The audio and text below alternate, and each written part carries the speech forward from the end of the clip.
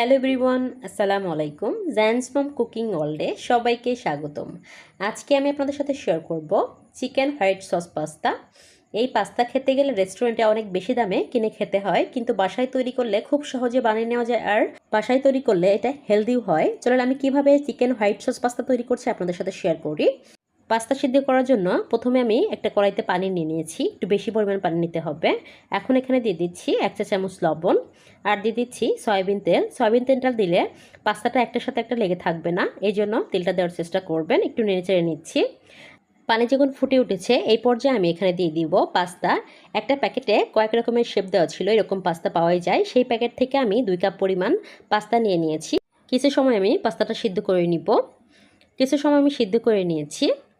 পাস্তাটা অলমোস্ট 80% সিদ্ধ হয়ে গিয়েছে, আমি একটু চেক করে নিয়েছি। এখন চুলা থেকে নামিয়ে আমি পানি ঝরিয়ে নিব। এদিকে চুলাতে একটা প্যান বসিয়ে দিয়েছি, এর মধ্যে দিয়ে দিচ্ছি কিছুটা পরিমাণ সয়াবিন তেল। এরপর এখানে কেটে রাখা চিকেন দিয়ে দিচ্ছি। এখানে আমি বেস্টের পিস নিয়েছি। এখন একটু তেলের মধ্যে কিছু সময় ভেজে নিব। এখন দিয়ে দিচ্ছি কিছুটা পরিমাণ লবণ। লবণ দেওয়া হয়ে গেলে আরও কিছু সময় আমি তেলের মধ্যে ভেজে নিব। এই পর্যায়ে দিয়ে দিচ্ছি 1/2 চা চামচ আদা বাটা, 1/2 চা চামচ রসুন বাটা। এরপর দিয়ে দিচ্ছি 1/2 চা চামচ গোলমরিচের গুঁড়ো, দিয়ে দিচ্ছি 1 চা চামচ সয়া সস। এখন খুব ভালোভাবে সবগুলো মিশিয়ে নিচ্ছি চিকেনের সাথে। এই পর্যায়ে কেটে রাখা পেঁয়াজ কুচি দিয়ে দিচ্ছি। এখানে পেঁয়াজগুলো একটু আমি বড় বড় সাইজ করে রেখেছি। আর এরপর দিয়ে দিচ্ছি গাজর। যেহেতু এই দুইটা সবজি একটু শক্ত সেই জন্য দিচ্ছি। ক্যাপসিকামটা আমি পরে অ্যাড করব। এখন নেড়ে চেড়ে কিছু সময় ভেজে নিচ্ছি।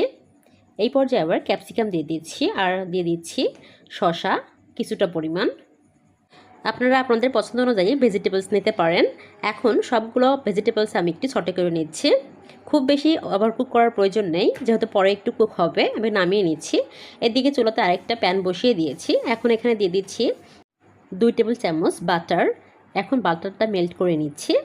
মেল্ট হয়ে আসলে এর মধ্যে দিয়ে দিচ্ছি রসুন কুচি 3 কোয়া পরিমাণ। একটু ভেজে নিব। কিছু সময় আমি রসুনটা ভেজে নিয়েছি।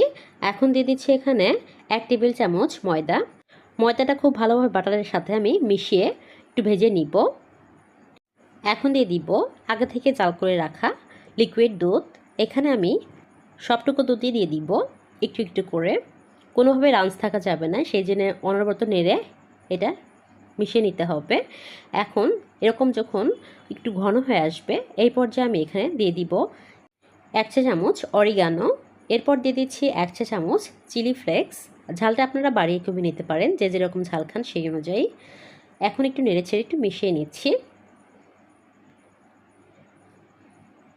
মেশানো হয়ে গিয়েছে। এই পর্যায়ে আমি দিয়ে দিব এখানে চিজ। এখানে আমি 4 স্লাইস চিজ দিয়ে দিচ্ছি, আপনারা কম বেশি করে দিতে পারেন। এখন কিছু সময় আমি চিজটা মেল্ট করে নিব। চিজটা আমি বাসায় তৈরি করেছি। এখন দিয়ে দিব এখানে যে ভেজিটেবলসগুলো আমি সটে করে রেখেছিলাম সেটাই দিয়ে দিচ্ছি। আপনারা যদি আমার চ্যানেলে নতুন হয়ে থাকেন প্লিজ সাবস্ক্রাইব করবেন। এখন একটু মিশিয়ে নিচ্ছি। 1 মিনিট সময় মতো আমি এভাবে একটু মিশিয়ে নিব। এরপর আমি এখানে অ্যাড করে দিব যে পাস্তাগুলো আমি সিদ্ধ করে রেখেছিলাম সেটাই দিয়ে দিচ্ছি। এটা দেওয়া হয়ে গেলে আমি 2 থেকে 3 মিনিট এটা কুক করব। একটু নেড়ে ছেড়ে নিচ্ছি। যখন দেখব এরকম আমার চিজটা মেল্ট হয়ে গিয়েছে সেই পর্যায়ে আমি আর চুলাতে রাখবো না। বেশি সময় চুলাতে রাখলে সবজিগুলো ওভারকুক হয়ে যাবে। এখন চুলা থেকে নামিয়ে সার্ভ করে আপনাদেরকে দেখাচ্ছি চিকেন হোয়াইট সস পাস্তাটা কতটা লোভনীয় হয়েছে। আপনারা একবার হলে বাসায় তৈরি করবেন।